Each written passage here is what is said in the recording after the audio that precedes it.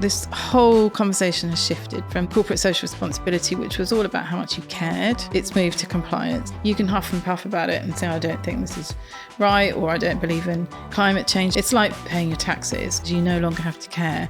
You have to comply. This is a new regime in a way that's going to be around for a long time. Totally. So it's better to embrace it, get a grip of it and make it work for you. ESG, 3 letters every company is trying to get their heads around. But with new legislation speeding up the need for new strategies, how can you make sure your organisation is sustainable without sacrificing your bottom line? Many companies have approached CSR, corporate responsibility, ESG from an inconvenience of how do we fill this form in just to get away with it.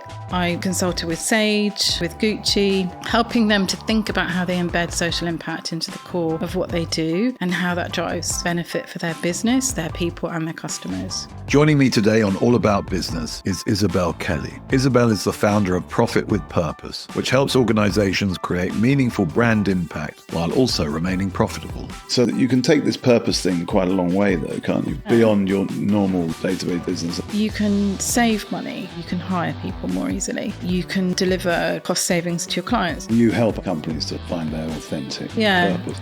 How do you do that? What should you be thinking about if you're in an organisation? Welcome to All About Business with me, James Reed, the podcast that covers everything about business, management, and leadership. Every episode, I sit down with different guests who've bootstrapped companies, masterminded investment models, or built a business empire. They're leaders in their field, and they're here to give you top insights and actionable advice so that you can apply their ideas to your own career or business venture. So Isabel, thanks so much for coming to see me today. You're the founder of Profit with Purpose, and you act as a consultancy helping companies surface and action their purpose. What made you start this organisation? Why did you choose this line of work? Tell me the sort of origin story, if you like. Yeah, I think it was a long time coming, and I have to look back in sort of retrospect to see how I got where I am now and the work that I do. But it's a balance of the work that I've done in my life. So I started working at Amnesty International. I worked there for 11 years. I then went to work at Salesforce. So, multi-billion-dollar company now. It was a startup then when I joined. And I had the opportunity to run the Salesforce Foundation internationally for 12 years. And actually, what I do now brings those two things together. So I thought when I left Amnesty and joined Salesforce that companies were ready to start thinking about human rights. I was way off. It was a long way off. But what Salesforce were doing was integrating social impact and now environmental impact into the core of what they were doing. And I had the opportunity to be the first person to do that internationally at Salesforce. And I learned, how does business approach social issues? How can it use its resources to address those issues? And how can it engage its people? But then also, what does that do for the company? How does that benefit the company in terms of reputation and in terms of goodwill, and then people wanting to buy things from you? And so bringing all of that together, I thought Profit with Purpose was the time was right, that other companies might want to learn from the massive success that Salesforce have had, both as a company selling software, but also as a company known for its great treatment of people. And so I then started consulting. I consulted with Sage, with Gucci, helping them to think about how they embed social impact into the core of what they do and how that drives benefit for their business, their people and their customers. There's a sense, I think, every company has a purpose. They might not know it. They might not have given voice to it.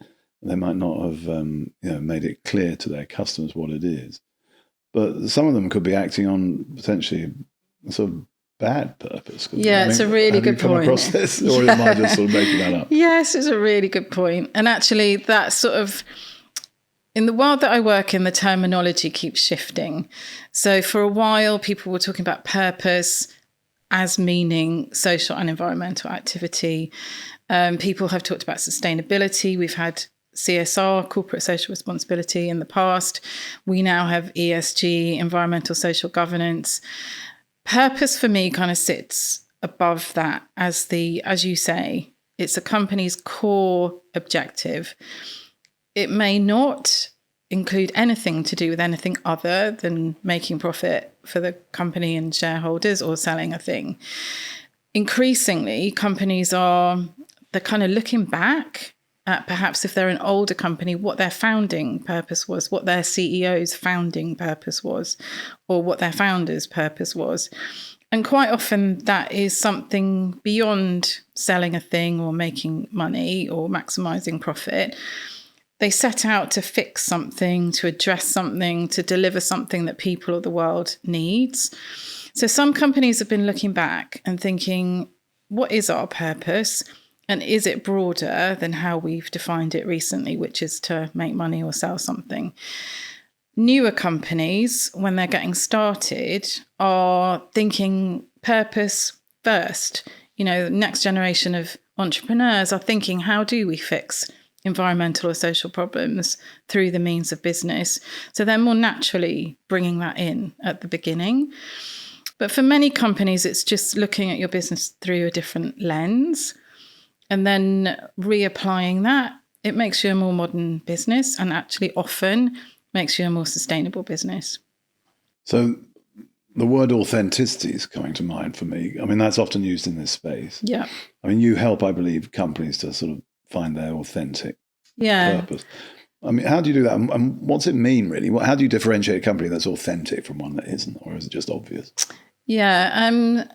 So someone asked me a few years ago, like, what do you actually sell to a company? And I did say authenticity. I think it's, so my business partner, Joe, comes from an academic environmental background. I come from a human rights background. We both see that we can help businesses to address those world issues. We're coming from that point of view, not activist or campaigning, but we really have a clear idea about what we want to see in the world. And many companies have approached CSR, corporate responsibility, ESG from a kind of inconvenience, a box ticking. How do we fill this form in just to get away with it? How do we satisfy our employees' requests for what we're doing for the world? They're not doing it because they care or they see a benefit in it or an advantage for the company. They're doing it to make something go away. If you work with us, we're going to challenge you. We probably start working with a client with a really good idea in our head of what the ultimate work that they should be doing, is. But we don't reveal that until later on, when we've you don't reveal it to them. Well, yeah, until we've moved along the journey. Because if we start working with a company and we say, well, we think that your product is, sucks and you should be totally doing it differently, that is not taking a company on a journey of discovery. No. That's going to alienate them. Or if we say to them, we think that your main issue you should be focusing on is modern slavery and looking down your supply chain at slaves, and they've never thought about that. That's a journey too far. So we start with asking them what they're already doing, what their ambition is, what obstacles they might find or what they've observed in their supply chain, in their company, what they want to address. So sometimes I imagine when you're making the case for these changes or for organizations to be more purposeful, you have potentially opposition in companies or detractors. Yeah. People who say, what's the point? Or I've seen it all before and it's just the latest fad, that sort of thing. What do you say to them or how do you deal with them?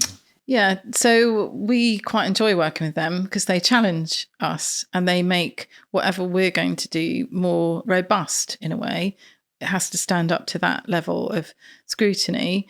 We find that in larger companies, often senior management or middle management are really resistant because this just seems like another thing that they've got to do, that they're not being given time or credit for.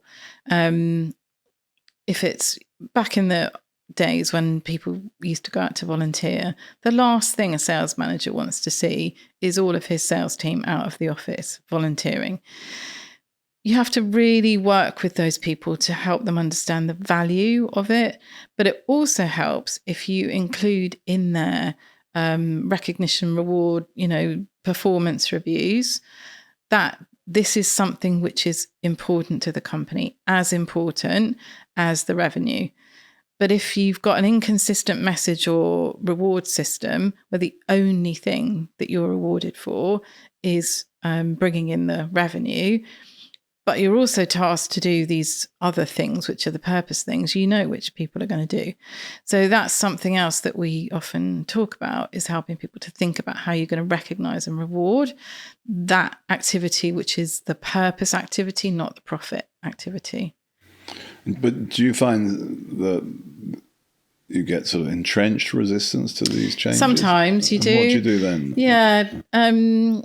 We talk to them and try and understand where that's coming from. And sometimes it's, it can be an ideological resistance, people that don't believe in climate change, or, people that don't think that the role of companies is to have any role in society. Or I was talking about Salesforce. So they have some investors now that have published a letter, one of them, that said, your job is not to use your company as a platform for social change. As you're registered in Delaware, your only responsibility is to maximize profit for shareholders. That is, in fact, true. But if you're delivering for what the shareholders need, there's no harm in also for delivering what the world needs. It's getting that balance. But if you're right. registered, as we are in the UK, you have to comply with the UK laws, yeah, and which cover these bases. They actually. cover, yes, they do. Stakeholders other than shareholders, which include community and the environment and employees. And employees, yeah. So in a way, it's more straightforward in the UK because those are argument's enshrined. been had at a national political level. Exactly. And those rules have been made. Yeah. Which means really you say to those people, we have to get on with it. We're here to help. Yeah. And so, it's not that bad. Yeah. And for some of them, we then sort of bring in the full force of the law. It's like, arguing about whether or not you want to pay tax. There isn't an argument there. And so this whole conversation has shifted from the time of corporate social responsibility, which was all about how much you cared. It's moved to compliance. So we have a slide in our deck that says you no longer have to care, you have to comply, which then, of course, sends everyone off saying, oh, well, of course I care. But the law is a massive lever for pushing along the companies that are reluctant or the people that are detractors. And what I'm hearing from you is this is a new regime in a way that's going to be around for a long time. Totally. So it's better to embrace it, get a grip of it and make it work for you. Yeah. Rather come than to still the modern, discuss come to the whether new there's any point in it really, because it's way. not going to change. It's going to be there. Yeah. We're delighted that you're watching this episode. Please hit the subscribe button if you'd like to receive more insights and actionable advice that will help your business and or career. You mentioned ESG. Yeah. Environment, social governance is a big thing at the moment. How should companies think about that? Because I understand you sort of argue that they should settle on one of those more than all three. Is that right? No, I think you need to, well, definitely all companies need to be doing governance. Yeah. So if you want, with the in law. terms of your purpose, though, what in terms of your is it good purpose, to emphasize one over the others, or do you think you should do all three? Yeah. I mean, so the term ESG is what's being used increasingly for the legislation and the regulatory requirements that are coming through. So I think this is where there's a difference between purpose, which is perhaps more aspirational, more ambitious, more human, and ESG applies to a lot of the legislation. So there's a lot of environmental legislation that's been coming through for the last few years. There's a big new piece of legislation called the Corporate Sustainability Reporting Directive coming from the EU, which will apply to some UK companies, which also includes social impact and human rights. So those are things that are increasingly becoming the law. You have to report on those things, your carbon footprint, your scopes 1, 2, and 3, your reduction plan, how you're treating people in your supply chain. So those are reporting requirements, which is different to what your ambition is and what's going to inspire the people in your company, that you are authentically thinking about communities and, improving the world that we work in. So that's what we would say is like when you're figuring out your purpose, you may already have your company purpose, but then adding to it with your social and environmental purpose, where have you got something that is really unique? Where can you apply resources to a particular social or environmental issue where uniquely your company or your industry sector can really make a difference? And one of the things we do, I don't know if you're familiar with the UN Sustainable Development Goals. It's a really brilliant exercise. So most business leaders are not thinking about social and environmental impact every day like I do. And so we show the Sustainable Development Goals to boards and leaders, C-suite. And we just ask them to look at the coloured tiles which say no hunger, no poverty, good education, sustainable cities, and ask them to point. And you just see this big wave of relief come over people's faces because they've got some parameters there.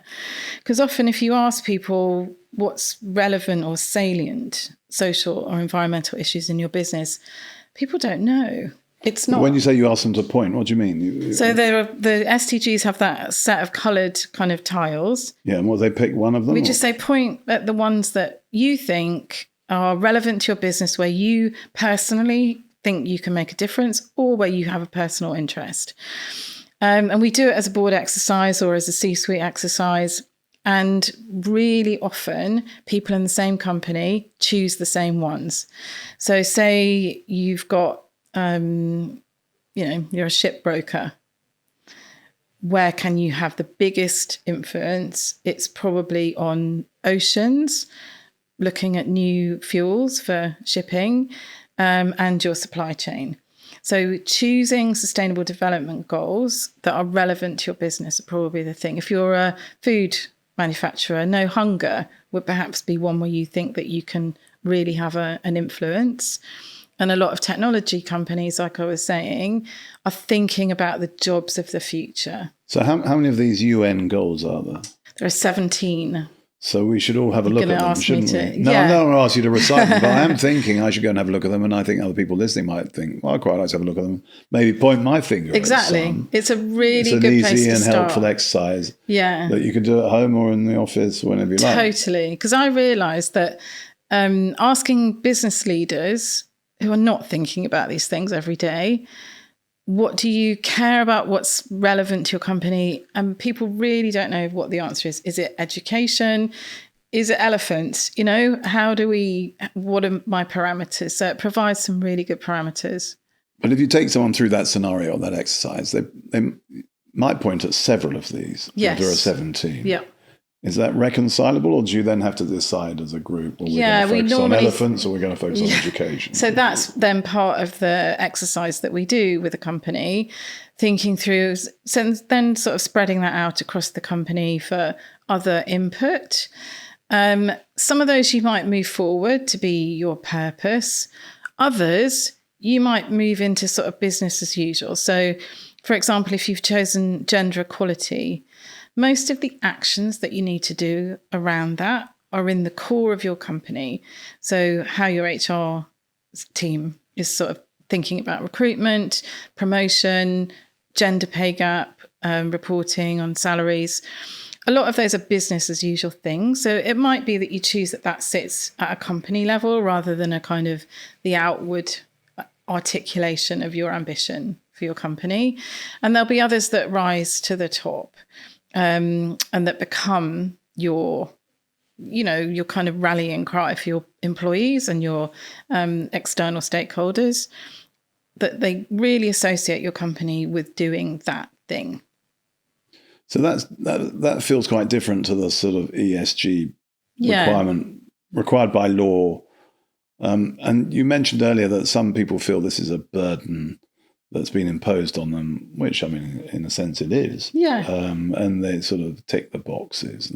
But, I mean, is there a better way for them to do that? I mean, should they think about it a bit more positively and creatively? Yeah, sure, we've got to do this, but there is some upside here if we get it right. And there's if so, a huge amount of upside. What is that? Because it can seem daunting when you get it can seem really daunting, but actually early on in those conversations, when we work with a framework which helps companies think about, the waterfall from their purpose through their sustainable development goals, through their activities, the things that they're currently doing, through to reporting and metrics. That's sort of our framework. When you start talking to a company and trying to, assemble what they're already doing, they're probably already doing quite a lot of things. They're just not putting it in that framework. They're not calling it ESG. And so for many companies, that's a moment of relief. It's like, oh, phew. We're actually not starting from scratch where we thought we were starting from. And then we've also had it said when companies, look at the framework and they go, oh, it's those things. We didn't know. Why would you know what is incorporated in ESG? If you talk to your average person in the street, what does corporate governance mean? They're not going to know that either. And so, there's some relief and then there's some rationalization. And then you kind of look at what you need to start reporting against and what are the frameworks that you need to use. So probably not start with the reporting, start with the ambition, and then figure out the activities that you need to do. And then think about, well, what is it that we need to report and have we got that data? There is pushback here, isn't there? There's pushback. This is unnecessary. It's getting in the way of looking after our customers. I don't know. It's distracting management time. I was talking to someone the other day and I was saying it's kind of like we're in a process now with the legislation where there are all these different frameworks and 3-letter acronyms, and that is a burden. But it's a new system of accounting. And actually, how long did the finance accounting system take to emerge? I'm sure it wasn't perfect the first time it was done. I see. So you're saying this is a new system, it's bedding in, it's going to be there for ages, so get your head around it. Yeah. That's what and there are huge advantages to it. You can save money by, you can work from a more environmentally friendly office. It's very appealing to younger people coming into the workplace, as well as many older people, that, they want to work for a company that matches their own values. So you can hire people more easily. You can deliver cost savings to your clients if you're a tech company and you're delivering climate smart solutions. That can save them money. If you're looking down your supply chain, and also you're looking ahead of what people really want. If you're a packaging company, there's new legislation coming in that bans certain types of packaging. There's no point in carrying on making the same packaging that you were making if no one can buy that anymore. So being ahead of that, being ready, having your company ready for what change is coming, makes you a leaner sort of company. And there's a guy who works at the London Business School called Yanis Yanu, who's started to do that research on, does this actually have a beneficial effect on your bottom line to be sort of ESG compliant and friendly? It's also increased. And what's he found? It looks positive. Yanis, we have get him on your podcast. I'm going to get him in the studio. I think you should. I think I should. I want to know the answer to this question. Yeah, he's a lot of the people would want to know the me. answer to this question. Yeah, he's definitely the guy. Yeah.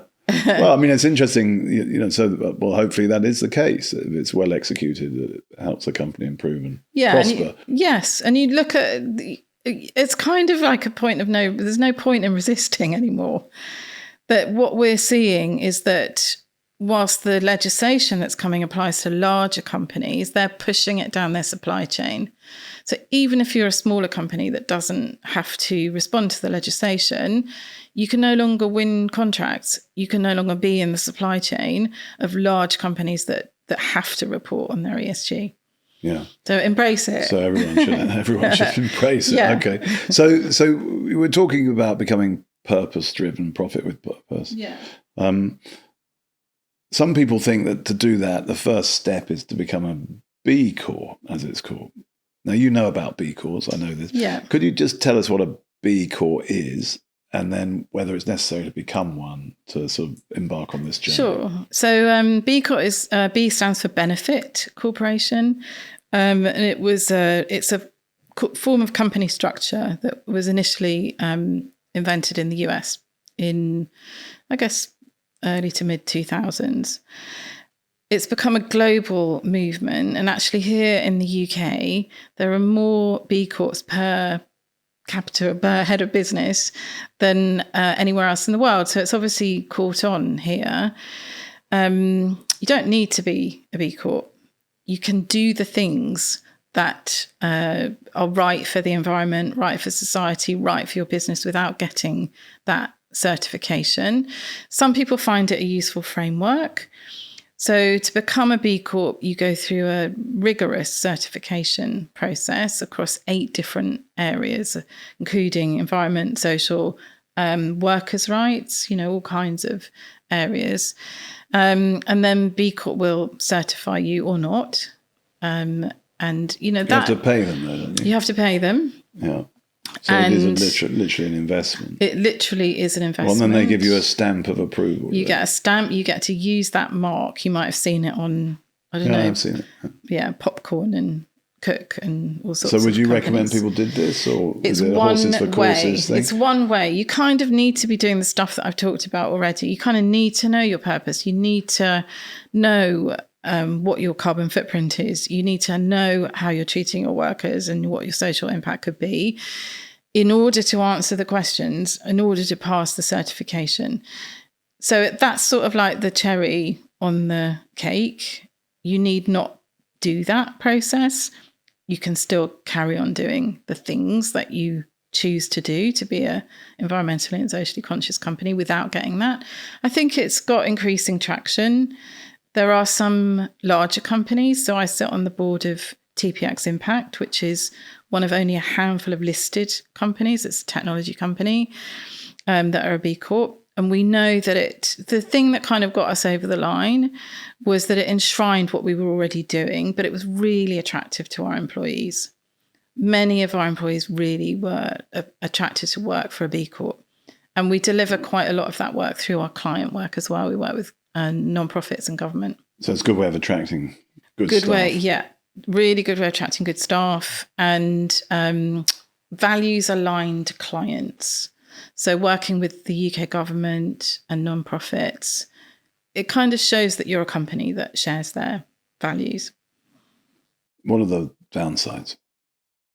You can get into trouble if you don't do it right. So what happens? That sounds a bit you scary. can lose your B Corp certification. Yeah. So there's one, I won't mention it, but a brewing company that had were accused of not treating their employees very well. So that became fairly public. There's an ad company, a publicity company that took on an oil company as a customer. So they lost their B Corp certification. Oh, they couldn't have an oil company as a customer? No. So not an oil company that is an unrepentant oil company that's not addressing an oil company that produces what oil. they need to do. Yeah. So that's it's within the rules of B Corp. Yeah. Okay. So the people you can't do business with. And that's made very clear to you what the caveats are, what your client list could or should be.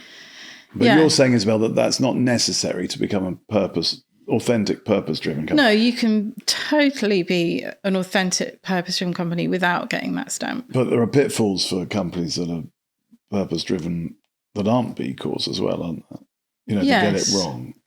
getting it wrong can be reputationally quite damaging. What examples have you seen of that? How can things go wrong? So, I mean, with all the new legislation, there's something called the EU taxonomy, which is the words that can be used around environmental, substance. So there's a travel company that actually is a B Corp that put out an advert that I think said something like, it's greener or it's more environmental traveling with us. So the Advertising Standards Authority say, okay, you've used that word. What, the word greener, whatever word it was, and that has a definition. So can you show us the data that proves that your claim is true? And they couldn't. And I think it was because they hadn't included the footprint, the carbon footprint of the flight in their calculation. That's quite an important which part is of the quite an trip, important part of the trip. Yeah. So they had to pull that advert. And that's a little embarrassing. Did they lose their B Corp They status? did not, no. But it's a sign of what's happening. Do you get a sort of yellow card first before you get a red one? Maybe, probably, yeah. But it's obviously important, isn't it? If you've got that status, not to lose it, or to because that's in itself, that's going to get more attention. That's going to get more attention. Going to get more attention in a way than if you've got it in the first place. Yes, exactly. There are some companies who've recently kind of said, "Oh, we were offered it, but we turned it down." Have they? Yeah. Well, because they're concerned about that. I think some of them because they were concerned about their client list, that they would have to stop working with certain clients. Yeah. Right. It's all a balancing act. That's the profit with purpose bit. Yes. That there are legitimate ways of making profit that don't perhaps meet the B Corp standards. So there are, you can take this purpose thing quite a long way, though, can't you? You really can. Beyond your normal day-to-day business. I think you were talking about an airline to me earlier. Yes. Tell me that so story, that's what a the good airline example did in the of pandemic. of sort of self-interest that and what do actually we does think good about for that? the world. Yes. Tell me that story. Yeah, so during the pandemic, I did a bit of work with the World Health Organization Foundation, helping them find companies that would put money in to buy vaccines for the rest of the world that didn't have them. Couldn't afford them, weren't at the top of the list, weren't manufacturing them. And so we thought around different industry sectors, where are there companies with vested interests? Airlines, of course, they were struggling terribly during the pandemic. And so we actually received a lot of money to buy vaccines from the airline industry and some of the industry bodies, because it helped them get their business back on track, back on its feet, getting people traveling again, getting the world opened again. It was a really clearly aligned objective. That's interesting, because you wouldn't immediately think an airline would be financing vaccines. No. But I can see why, because it did mean that the whole travel economy opened up sooner than it would have done without them, I suppose. Yeah. What should you be thinking about if you're sort of in an organization that you feel where the management aren't taking this as seriously as you'd like? Maybe, you're an employee in a large company and you want them to think about it more and be more purpose-driven and more focused on the environment or social issues. How can you flag that or surface that as an agenda item in a way that's likely to succeed rather than just be a nuisance? Yeah, I was going to say first, be a nuisance, like keep bringing it up. Oh, be a nuisance. So, in many ways, yeah. I just remember, so back in the day, a really long time ago when I was at Salesforce, an employee stood up at a company meeting, an all-company meeting, and just asked the CEO, Mark Benioff, what are you doing about the environment? And he said, I don't know, but that's now your job. Oh, that's a good answer. So that person then went off. So you've got a motivated activist who can then come up with what we're going to do about the environment. And I mean, often, I don't know if you think this, but often it's good to have the activists on the inside rather than on Sure. the And especially if outside. they're motivated and energetic. Yeah. They can do things. Yeah. And so, I mean, then what happened after that? So this person went off. That was their new job. Yeah. So they figured out, it was really early. It's before we had all the frameworks and legislation that we have now.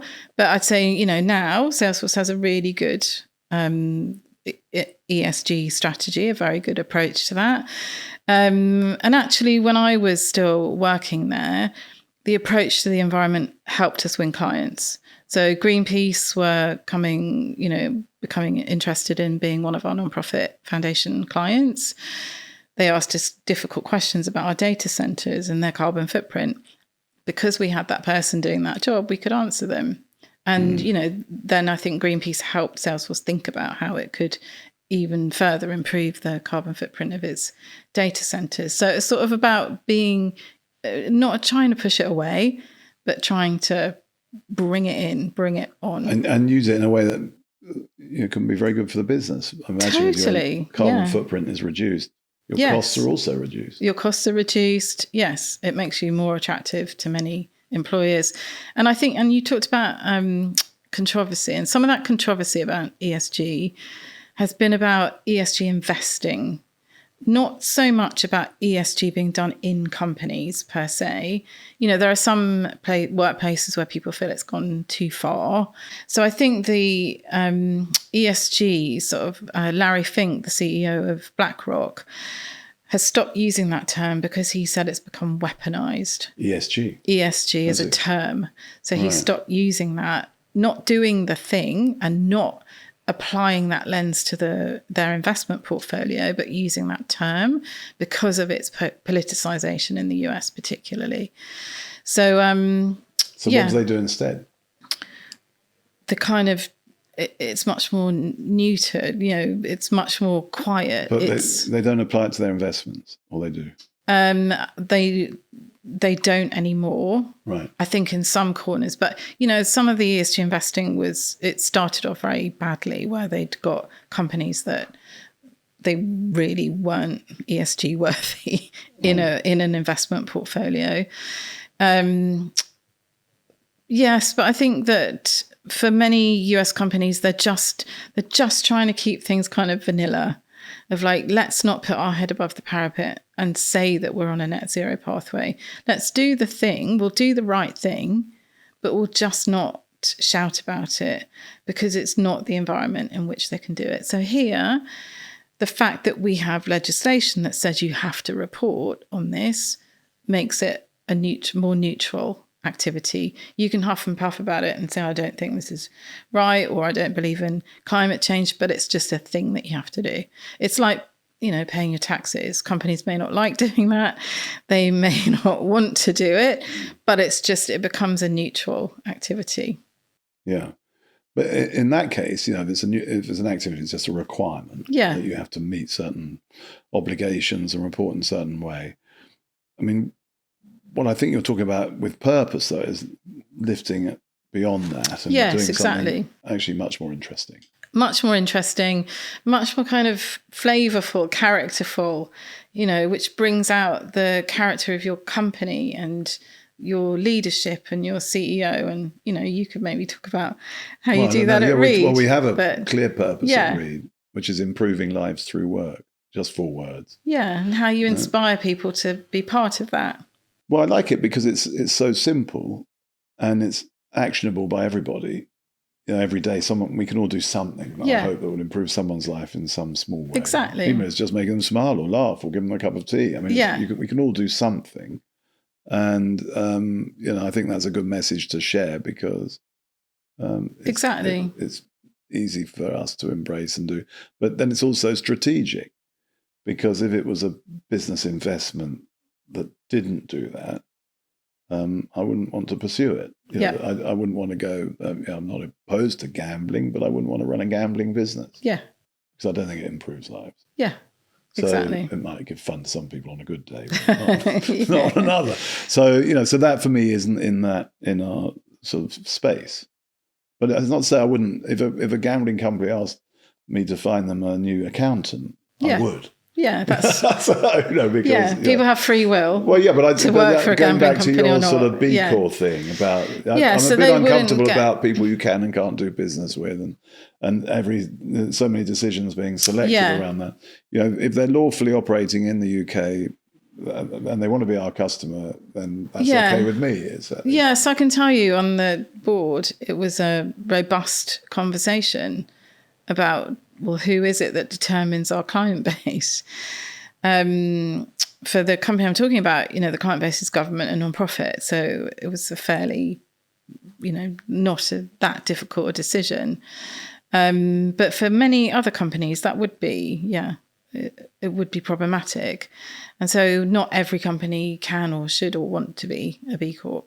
No. But they can So you're talking about things. here the company that's the B Corp. Yeah. That has to be selective about who they're... Yeah. That's a whole nother level, isn't it, of it's kind of political too, I think. I like you, but not you. So, yeah. I mean, in some ways, it's kind of activist. Yeah, it is. Yeah. And that's a decision for, the shareholders ultimately, I suppose. If it's a publicly listed company or the board or the owners, the CEO. Yeah, the owners feel that's what they want. Yeah. And all well and good, fine. Yeah, exactly. Yeah. And I think in a, non-listed company, that's perhaps it's an easier pivot to make. You don't have to bring your shareholders along with you.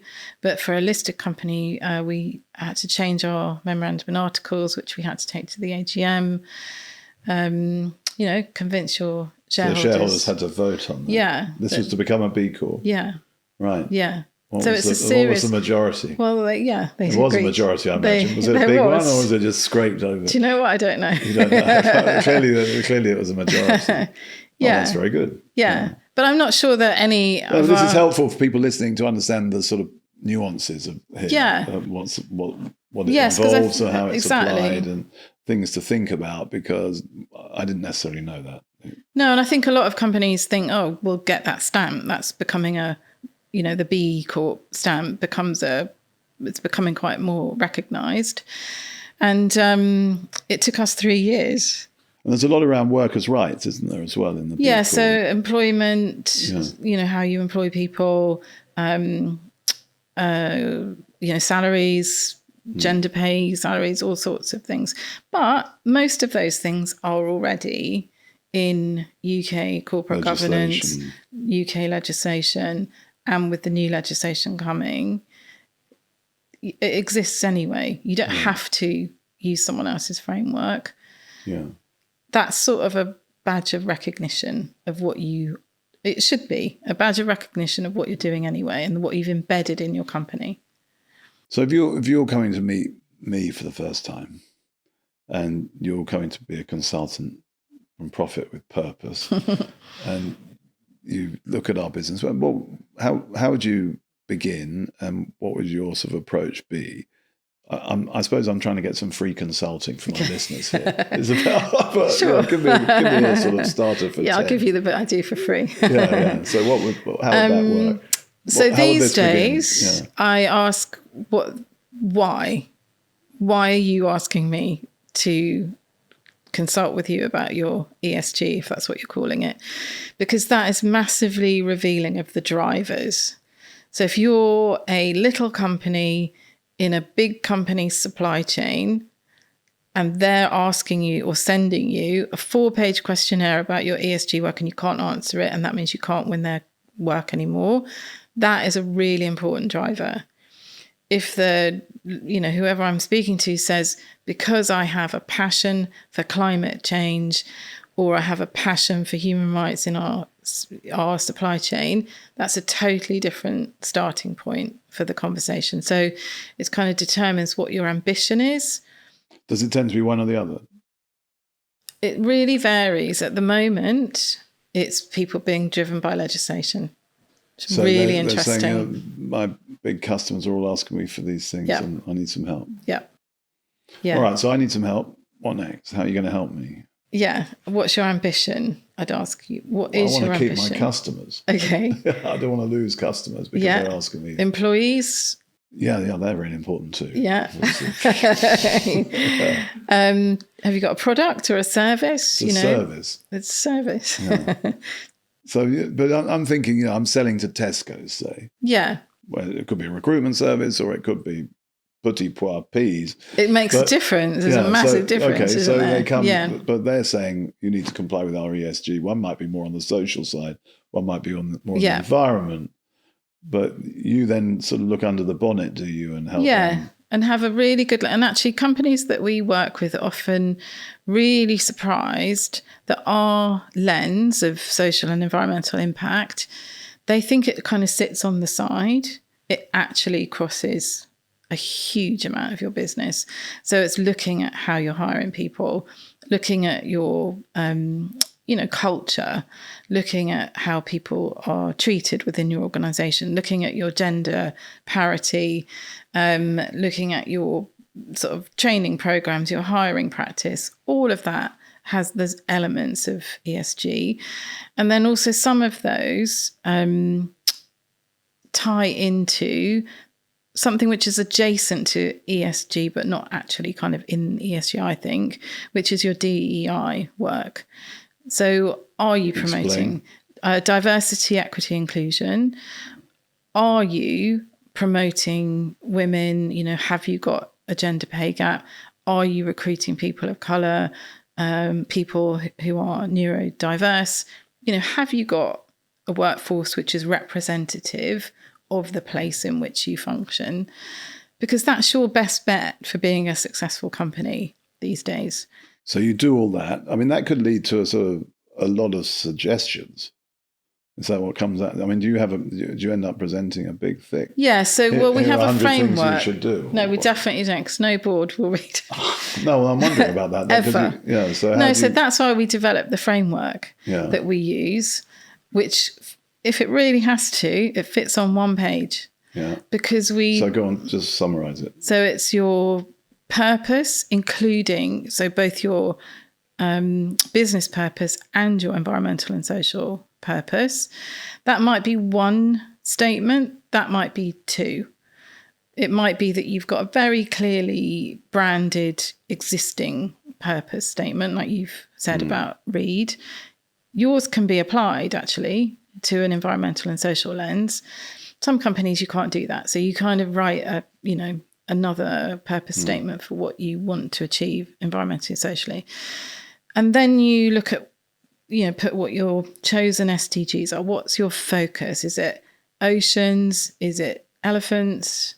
Is it SDGs are the Sustainable Development Goals? You've got to learn a lot of acronyms in this I know. space. It's every 3-letter acronym that you can imagine. ESG, SDG. Exactly.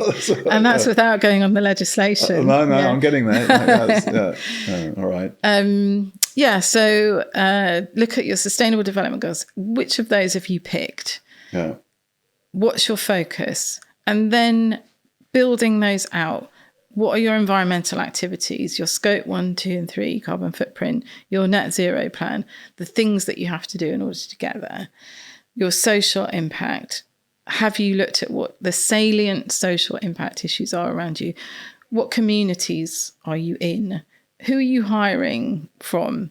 Are there more things that you could do to reach out into your communities, to engage in a positive way through offering employment, training, or, if you're working in a further flung place, access to water, access to healthcare, those kinds of things. Are there things that you can do for your communities?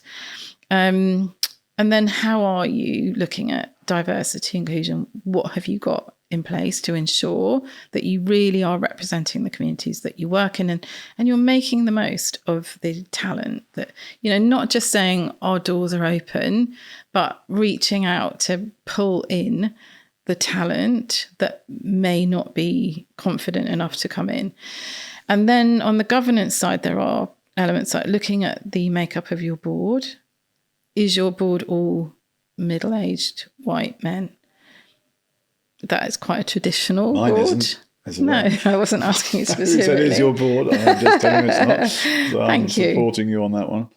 So how could they be better prepared, boards of the future, for new issues? Have actual diversity. So that's what you're saying. I'm a middle-aged white middle-class woman. Yeah. Currently, I'm diversity on a board.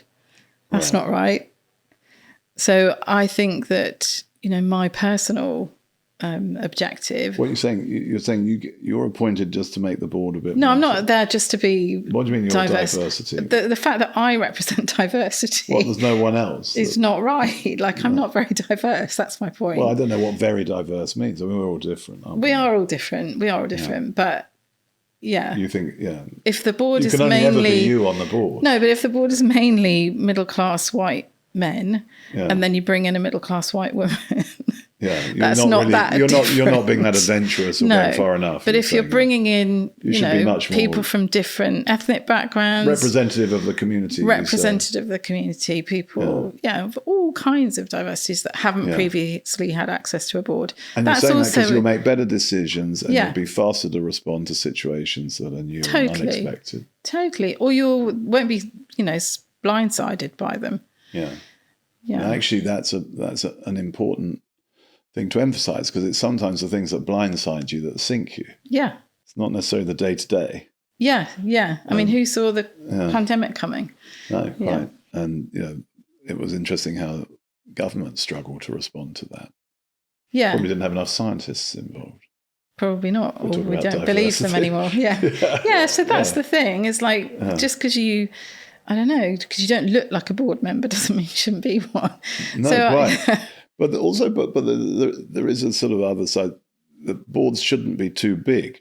No, I don't think. No. Because otherwise it becomes sort of like committees. Yeah, unwieldy. Yeah. So, we were talking about this earlier. I was in a board meeting earlier today, and we wanted to make the board more diverse, and it's 50-50 men and women, but it's not sufficiently ethnically diverse. Yeah. And we want to address that over time and ensure that our sort of inclusion and belonging programs make that happen. But it's not straightforward. No. We've got a board of 8-10 people.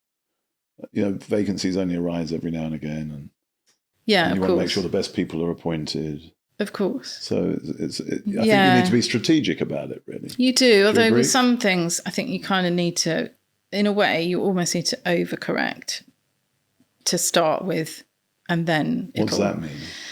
Maybe you do need to hire too many people just to even it out, and then it will sort of come back to balance in the first place. Yes. Okay, I hadn't thought of that. That's an interesting strategy. Sorry, get rid of people. If there's someone that's coming up to retirement. That's an interesting strategy. Yeah. Okay. Yeah. That's what you mean. Or it might hasten that. I'm sure they'll all be watching, Isabel. That's very good.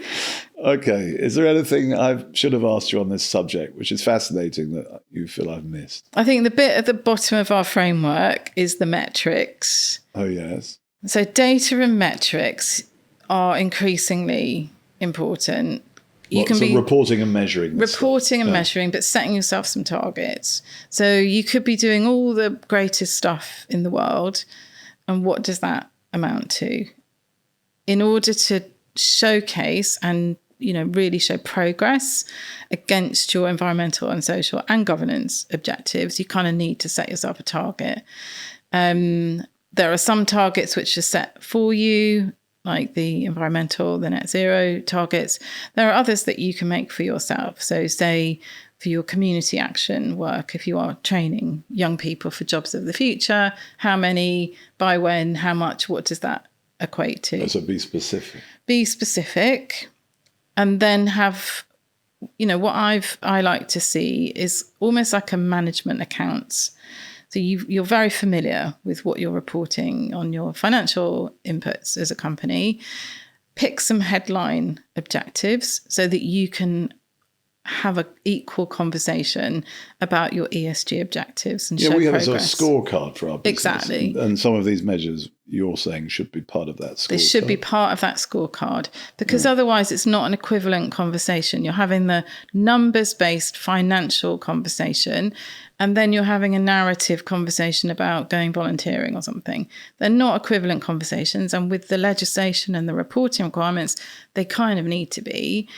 And with the thing that's coming called double materiality. That sounds frightening. What's that? Yeah, which is... double materiality. Tell me about that. So that is not only accounting for what your company's impact on the environment and society is, but looking from the outward in. what is the impact of climate change and societal change on your company? There are a lot of risks to that. If you're a travel company and people no longer want to travel because of climate change, or it's too hot in Europe in the summer, that has a massive impact on your business. So you're now being asked to account for that outside in as well. That makes sense. I mean, a good business will be looking at risks. Should be doing that anyway, yeah. But many of them aren't. They're looking at the quarterly number. Right. No, I mean, those are long-term changes, especially around technology, are going to be huge. Yeah.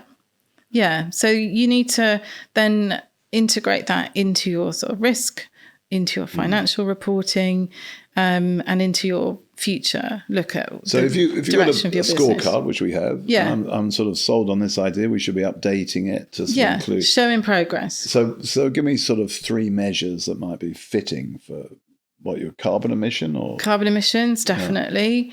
And then, your pay gaps. So that could be your gender and your ethnicity pay gap. Yeah. How are you doing on that? And then if you've set yourself a target around training a certain number of people into jobs of the future, how many, how much, by when, did they stay in those jobs? Was that a successful program? That kind of activity. Yeah. So that's very tangible and that's very helpful. Yeah. And then your board can have that regular cadence of conversation where they understand that was the baseline, that's where we're going, and this is where we are along that journey. Isabel, thank you very much. That's very helpful. And I've learned Welcome a lot. for the free consulting. Yeah. I knew I'd get some value. Thank you. What gets you up on a Monday morning? Well, I love what I do, and the thought that through all the different bits of work that I do, somewhere along the line, I'm helping to address issues of social justice and the reform of capitalism.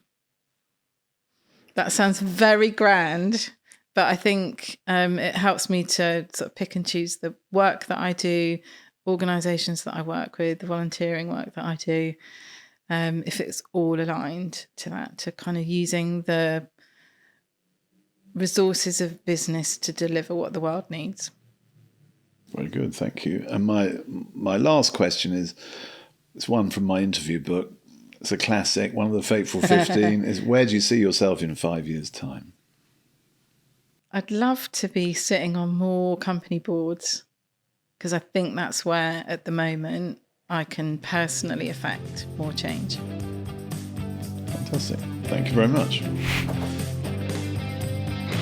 Thank you to Isabel for joining me on All About Business. If you'd like to find out more about developing a meaningful purpose for your organisation, visit profitwithpurpose.co.uk. I'm your host, James Reed, Chairman and CEO of Reed, a family-run recruitment and philanthropy company. If you'd like to find out more about Reed's purpose of improving lives through work, please visit our website. The link is in the show notes. See you next time.